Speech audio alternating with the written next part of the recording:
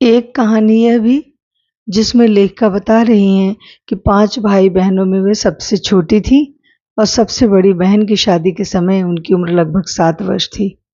उसकी एक धुंधली-सी याद आज भी उनके मन में है और उन उनसे जो 2 साल बड़ी बहन सुशीला थी, उनके साथ उन्होंने घर के आंगन में बचपन के सारे खेल खेले।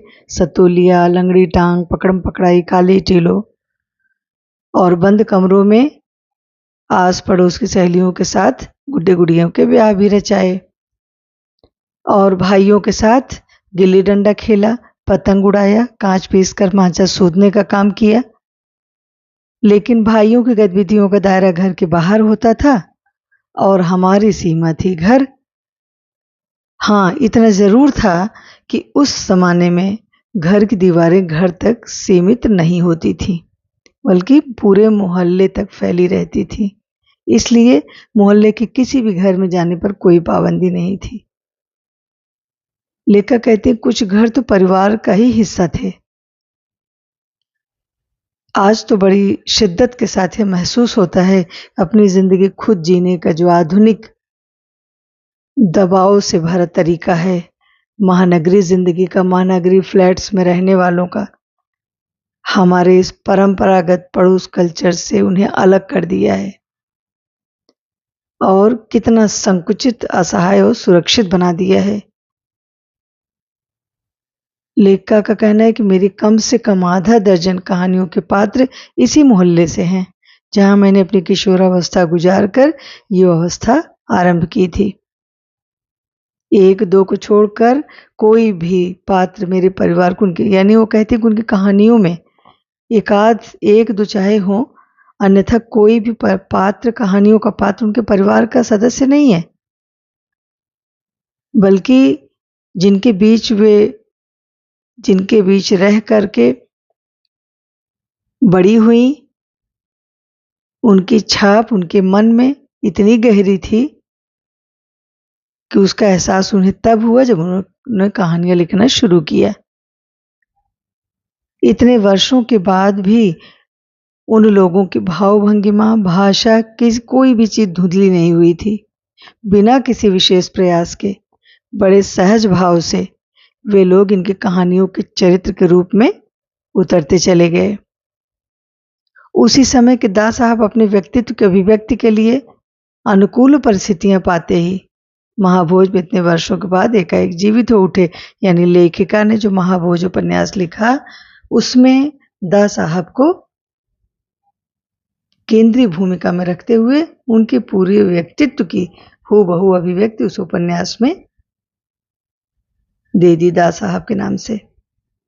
और इतने वर्षों के बाद वो जीवित हो उठे, यानी उनको ऐसा एहसास हुआ जैसे दास साहब स्वयं अपनी भूमिका में सजीव उतर आए हों। रेखा कहती है मेरे लिए तो आश्चर्य का विषय था, लेकिन एक सुखद आश्चर्य का विषय था। उस समय उनके परिवार में लड़की के विवाह की अनिवार्य योग्यता थी, उम्र में 16 वर्ष, शिक्षा में मैट्रिक। 1944 में इनसे 2 साल बड़ी बहन सुशीला ने योग्यता प्राप्त की और विवाह करके कलकत्ता। दोनों बड़े भाई आगे पढ़ाई के लिए बाहर चले गए। तो जैसे ही लोगों की छत्र छाया हटी, वैसे ही पिताजी ने उन पर ध्यान देना शुरू किया।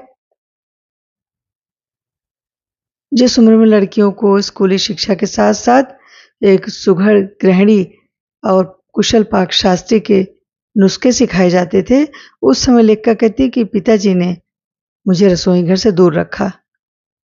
रसोई घर को भटियार खाना कहते थे। उनके हिसाब से वहां रहना अपनी प्रतिभा और क्षमता को भट्टी में झोंकने जैसा है। घर में आए दिन विभिन्न पार्टियों के जमावड़े होते थे, जिसमें Congress, socialist party, communist party, RSS के लोग आते थे। जमकर बहस होती थी, क्योंकि बहस करना पिताजी का प्रिय शगल था।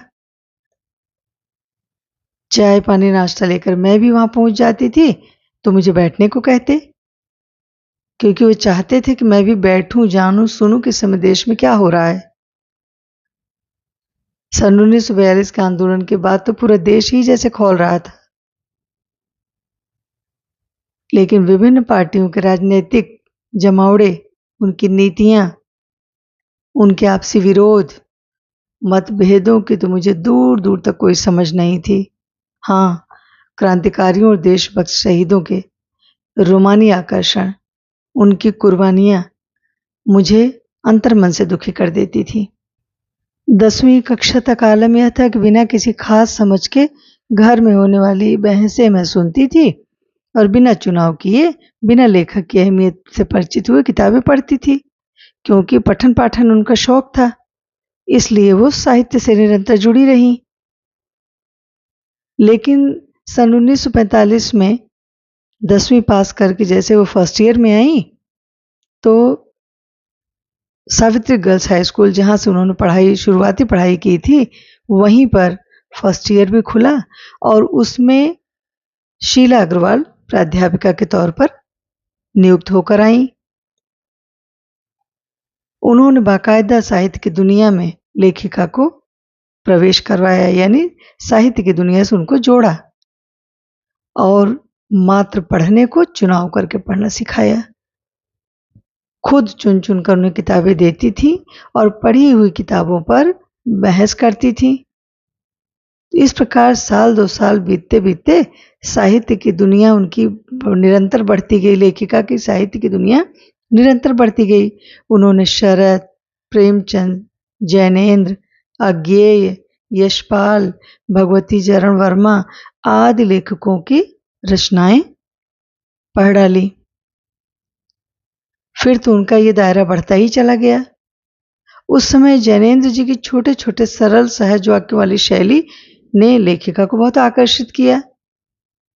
सुनीता उपन्यास इन्हें बहुत अच्छा लगा। अज्ञेय जी के उपन्यास शेखर एक जीवनी पहले भी उन्होंने पढ़ा था, लेकिन उस समय उनकी समझ से परे था। कुछ सालों बाद नदी के द्वीप पढ़ा। उसने मन को इस कदर बांधा कि उसी झोंक में शेखर को फिर से पढ़ गई। इस बार बहुत कुछ समझ में आया। लेखक कहती है, शायद मूल्यों के मंथन का युग था। पाप पुण्य, नैतिक अनैतिक, सही गलत की बनी बनाई धारणाओं के आगे प्रश्न चिन्ह ही नहीं लग रहे थे, उन्हें ध्वस्त भी किया जा रहा था। इसी संदर्भ में जैनेन्द्र का त्यागपत्र, भगवती चरण वर्मा का चित्रलेखा पढ़ा और शीला अग्रवाल के साथ साथ उस पर लंबी लंबी बहस हुई, उतनी जितना कि मैं इस उम्र में समझ सकती थी उतना मैंने समझा भी। शीला अग्रवाल ने साहित्य का दायरा ही नहीं बढ़ाया था मेरा, बल्कि घर की चारदीवारी के बीच बैठकर देश की स्थितियों को जानने समझने का जो सिलसिला पिताजी ने शुरू किया था, शीला अग्रवाल ने वहां से खींचकर मुझे उन स्थितियों की सक्रिय भागीदारी से जोड़ा, मुझे यानी उन स्थितियों की सक्रिय भागीदारी में बदल दिया। सन 1946-47 के दिन वे स्थितियां, उसमें वैसे भी घर में बैठे रहना संभव नहीं था। प्रभात फेरियां, हड़तालें, जुलूस, भाषण, हर शहर का मानो चरित्र था और पूरे दम खम जोश खरोश के साथ इन सब से जुड़ना हर युवा का उन्माद था। उस समय मैं भी युवा थी। शीला अग्रवाल की जोशीली बातों ने रगों में बहते खून को लावे में बदल दिया। स्थिति यह हुई, एक बवंडर घर में मचा हुआ था, एक बवंडर शहर में। यानी कहने का तात्पर्य है कि घर में पिताजी की पाबंदियां और बाहर देश की आज़ादी में सक्रिय भूमिका निभाना, दोनों एक दूसरे की विरोधी बातें थी। पिताजी की आज़ादी की सीमा यहीं तक थी।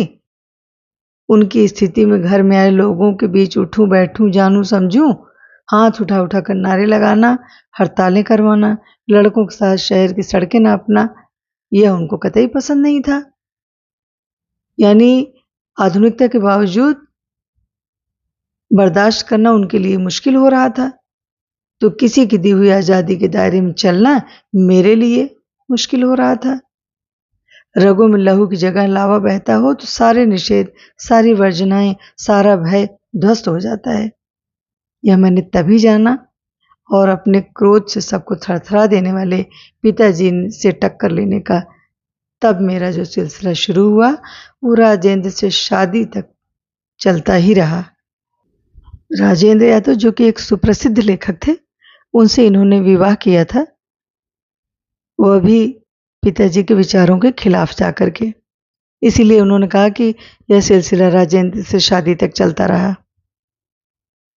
लेखक कहते हैं कि यश कामना कहूँ या यश लिप्सा पिताजी की सबसे बड़ी दुर्बलता थी। उनके जीवन की धुरी था यह सिद्धांत कि व्यक्ति को कुछ विशिष्ट बनकर जीना चाहिए, ऐसे काम करना चाहिए कि समाज में उनका नाम हो, सम्मान हो, प्रतिष्ठा हो, वर्चस्व हो। इसके चलते ही दो एक बार मैं उनके क्रोध का शिकार होते होते बच गई थी।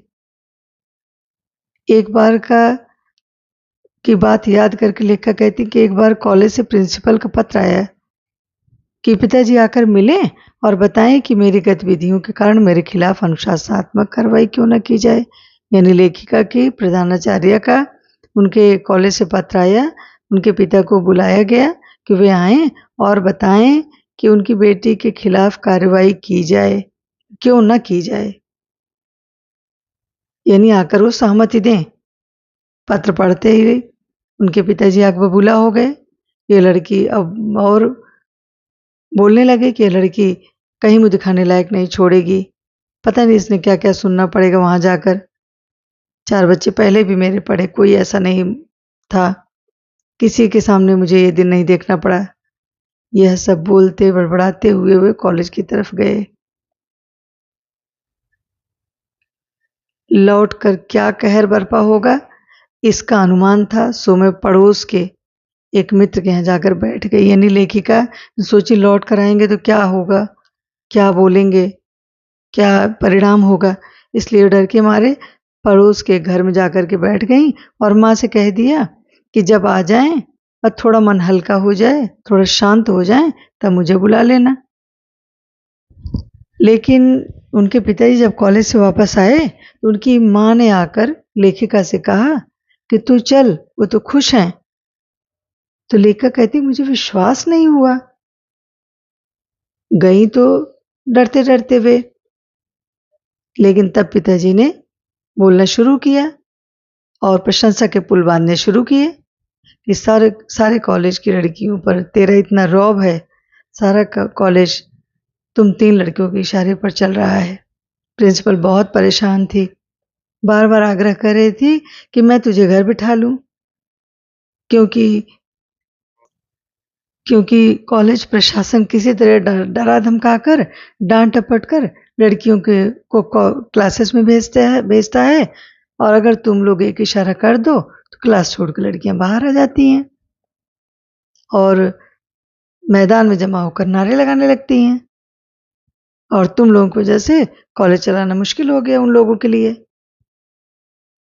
लेखिका सोचती हैं कहाँ तो जाते समय पिताजी मुंह दिखाने से घबरा रहे थे और कहाँ बड़े गर्व से कह रहे हैं कि पूरे देश की पुकार है। मैंने जो कुछ भी मैंने कॉलेज में किया वो प्रधानाचार्य को समझा कर आ गए कि जो भी मेरी बेटी कर रही है वो पूरे देश की डिमांड है, मांग है, इस पर कोई कैसे रोक लगा सकता है भला। यह सब कहते हुए पिताजी एकदम गदगद हो रहे थे और लेखिका अवाक होकर के सुन रही थी। लेखिका कहती मुझे अपनी आंख, अपने कान पर विश्वास नहीं हो रहा था, लेकिन यह हकीकत थी। एक घटना और, आजाद हिंद फौज के मुकदमे का सिलसिला था। सभी कॉलेजों, स्कूलों, दुकानों के लिए हड़ताल का आह्वान था और जो नहीं कर रहा था, छात्रों के एक बड़ा समूह वहां जाकर दुकानें, स्कूल, कॉलेज बंद करवा रहा था। शाम को अजमेर का पूरा विद्यार्थी वर्ग चौपड़ पर इकट्ठा हुआ। चौपड़ यानी मुख्य बाजार का चौराहा, वहां पे इकट्ठा हुआ और फिर भाषणबाजी शुरू हुई। जब लेखिका भाषण दे रही थी, उसी बीच उनके पिता के एक निहायत दकियानुसी मित्र वहां से गुजरे और उन्होंने लेखिका को भाषण देते हुए देखा और घर जाकर उन्होंने उनके पिता की बहुत बेइज्जती की। ऊट पटांग शब्दों का इस्तेमाल करके उनको बहुत सारी बातें सुनाई कि तेरी बेटी मन्नू की तो मति मारी गई है, लेकिन आप यहाँ क्या कर रहे हो? लड़कियों को आज़ादी इतनी ज़्यादा दे दी है कि जाने कैसे कैसे उल्टे सीधे लड़कों के साथ हड़तालें करवाती, हुड़दंग मचाती घूम रही है। हमारे आपके घरों को शोभा नहीं देता भंडारी जी। कोई मान मर्यादा, इज्जत आबरू का ख्याल रह गया आपको या नहीं? लेखा कहती वो तो इतना कहकर चले गए और पिताजी पूरे दिन क्रोध में जलते रहे।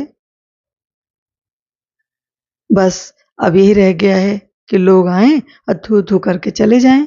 ऐसा बोलते रहे और पूरा दिन भभकते रहे गुस्से के मारे, क्रोध के मारे। और यह भी उन्होंने कहा कि बंद करो इस मनु का घर से बाहर निकलना, बहुत हो गया। लेकिन ये सब बातें लेखिका को पता थी नहीं, इन सब चीजों से वो एकदम बेखबर थी। रात होने पर घर लौटी। जब वो घर लौटी उस समय उनके पिताजी की एक बेहद करीबी मित्र, अभिन्न मित्र, अजमेर के बड़े प्रतिष्ठित डॉक्टर, सम्मानित डॉक्टर अंबालाल जी बैठे थे। उन्होंने जैसे ही लेखिका को देखा बड़े गर्मजोशी से स्वागत करते हुए बोले, आओ आओ मन्नू, मैं तो चौपड़ पर तुम्हारा भाषण सुनते सीधा भंडारी जी को बधाई देने चला आया। I am really proud of you, यानी मुझे तुम पर गर्व है। और पिताजी से कहने लगे, क्या तुम घर में घुसे रहते हो भंडारी जी, घर से निकला करो, यू हैव मिस्ड समथिंग। और वे धुआंधार तारीफ करते चले जा रहे थे, बोलते चले जा रहे थे। और पिताजी के चेहरे का संतोष धीरे धीरे गर्व में बदलता जा रहा था। और भीतर जाने पर माँ ने दोपहर के गुस्से वाली बात बताई, तब मैंने राहत की सांस ली। लेखिका कहती है कि आज पीछे मुड़कर देखती हूँ तो इतना तो समझ में आता ही है कि क्या तो उससे मेरी उम्र रही होगी और क्या मेरा भाषण रहा होगा। यह तो डॉक्टर साहब का स्नेह था जो उनके मुंह से प्रशंसा बनकर बह रहा था, या यह भी हो सकता है कि आज से 50 साल पहले अजमेर जैसे शहर में चारों ओर से उमड़ती भीड़ के बीच एक लड़की का बिना किसी संकोच और झिझक के यूं धुआंधार बोलते जाना उसके मूल में रहा हो। पर पिताजी कितनी तरह के अंतर्विरोधों के बीच जीते थे। वे एक और विशिष्ट बनने और बनाने की प्रबल लालसा लिए हुए थे, तो दूसरी ओर सामाजिक छवि और मान प्रतिष्ठा के प्रति उतने ही सजग थे। पर क्या यह संभव है? क्या पिताजी को इस बात का बिल्कुल भी एहसास नहीं था कि दोनों का रास्ता ही टकराहट का है। यानी लेखिका बताती कि अगर हमारे और पिताजी के बीच में जो वैचारिक टकराहट थी, उसकी मेन वजह ये थी कि उनकी पाबंदियां, उनकी सोच, उनका दायरा जिसमें मैं फिट नहीं बैठती थी। मेरी सोच अलग थी, उनकी सोच अलग थी, उनका दायरा जो निश्चित तो मुझे मान्य नहीं था। इसलिए वैचारिक टकराहट हम दोनों में चली आ रही थी। सन 1947 के मई महीने में शीला अग्रवाल को कॉलेज वालों नोटिस थमा दिया, जिसमें लड़कियों को भड़काने और कॉलेज का अनुशासन बिगाड़ने का आरोप लगाया। इस बात को लेकर हुड़दंग ना मचे, इसलिए जुलाई में 3rd ईयर की क्लासेस बंद करके हम 2-3 छात्राओं को प्रवेश निषिद्ध कर दिया। यानी हम जो 3 नेतृत्व क्षमता में सबसे आगे रहने वाले लोग थे, हम लोगों को उन्होंने प्रवेश हम लोगों का मना कर दिया, निषिद्ध कर दिया कि हम लोग कॉलेज नहीं जा सकते हैं। लेखक कहते हुड़दंग तो बाहर रहकर भी इतना मचाया कि कॉलेज वालों को अगस्त में 3rd ईयर खोलना पड़ा, जिसमें जीत की अपार प्रसन्नता समाहित थी। लेकिन इस छोटी सी जीत के आगे बहुत बड़ी चिर प्रतीक्षित खुशी, जिसके आगे हमारी अपनी जो व्यक्तिगत जीत थी वह धरी की धरी रह गई। और शताब्दी की सबसे बड़ी उपलब्धि 15 अगस्त 1947, जिसको हमारा देश आजाद हुआ, उसका जश्न मनाया उसकी खुशी मनाई। आशा है आपको पाठ भली प्रकार समझ में आ गया होगा। धन्यवाद।